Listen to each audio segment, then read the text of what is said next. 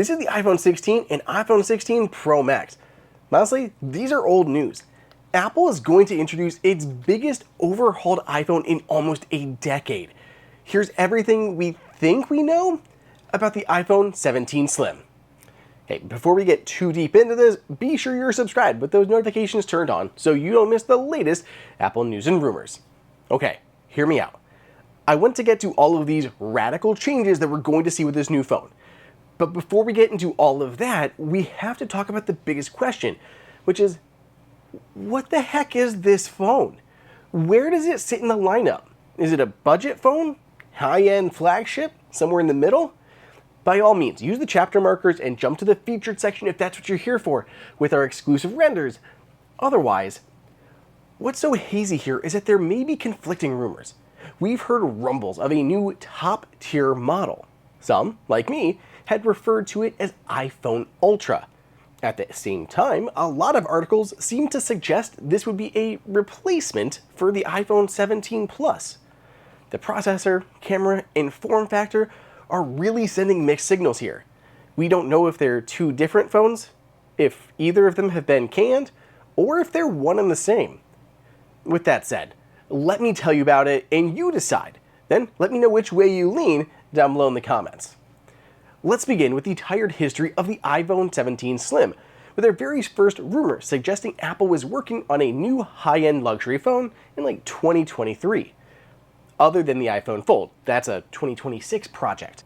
Things were rekindled earlier this year when display analyst Ross Young said that iPhone 17 Plus would have a smaller display, going to around 6.6 inches instead of 6.7. Only a month later in May, analyst Jeff Pugh posed the proposition that this new thinner phone would actually replace the iPhone 17 Plus. Media ran with it, sticking with the name iPhone 17 Slim. This new, slimmer form factor was pushed as Apple introduced its thinnest iPads ever earlier this year. Our tale took another turn when the information came out describing this new phone, internally referred to as D23, as not just thinner, but a whole overall redesign. They went as far to say as it was another iPhone X moment with a radical jump in technology. The publication said it would fetch a higher price tag than the iPhone Pro Max, support a narrower dynamic island, and have a centrally aligned camera bump. Other rumors continued to trickle out too. The Elec said that the whole iPhone 17 lineup, including the Slim, would have OLED displays with ProMotion. Analyst Ming-Chi Kuo says they will also have new 24-megapixel front-facing cameras. Kuo then sent everyone for a loop. Real quick, while I've got you here, give me just like a minute to tell you about my sponsor for this video and these amazing iPhone cases. Starting out with the classic hybrid case. It's a clear shell case, but since it's a hybrid case, it's also a little bit flexible. Probably the best part is the do-it-all stash stand that is built in right around the lenses. You can browse or watch videos at any angle between 15 and 85 degrees. This case also has super strong magnets, up to 1500 G of pull strength. My favorite case of the three is this soft cloud case. It also has that built-in do-it-all stash stand. It has very strong magnets. If you're saying, Andrew, I need more protection than that, don't worry, ESR's got you covered too with their Armor Tough case. This is really going to protect your phone. It's a two-piece design with 360-degree total phone protection. Armor8 camera lens protectors on the back, shock-absorbing air guard corners, tough clear acrylic back, dual-layer edges, built-in Armor8 screen protector, dust shield, and 13 feet of drop protection. And as you probably expected, it also has the built-in do-it-all stash stand and super strong MagSafe connection for any and all of your accessories. Maybe you're not a case person, but I really recommend using a screen protector. And there's new Armor8 screen protectors from ESR that are super easy to install with an automatic dust removal tool and a flawless fit tray. Thank you as always to ESR for sponsoring this video. If you want to grab any of these accessories, there's links for them down below in the description.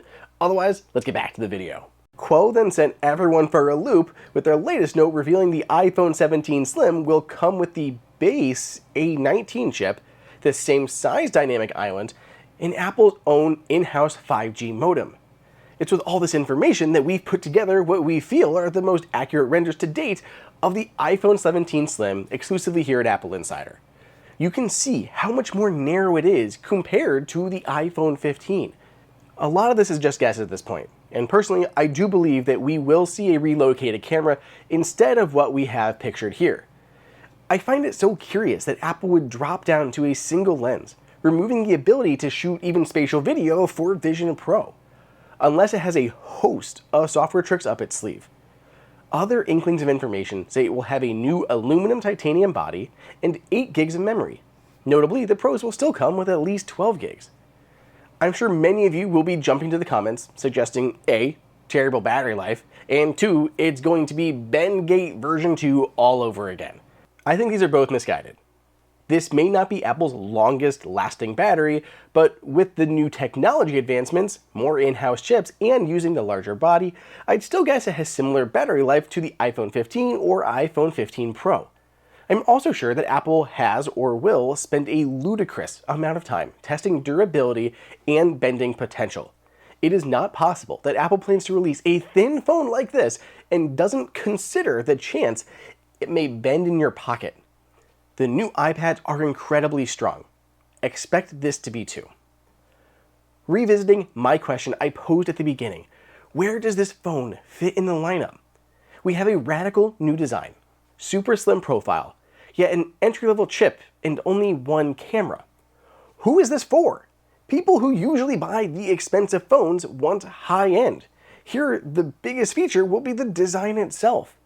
As much as I love buying the newest stuff, I'm not sure I could give up the processor power or the cameras that are found in Pro phones for a thinner design. I love the idea of it and certainly fall into the camp of I'll pay more for an Ultra phone, but I'm not sure this is it. Regardless, I'm excited to come back to this next year and see what's changed. Be sure you're subscribed so you can follow along and see how accurate these renders and predictions turn out to be.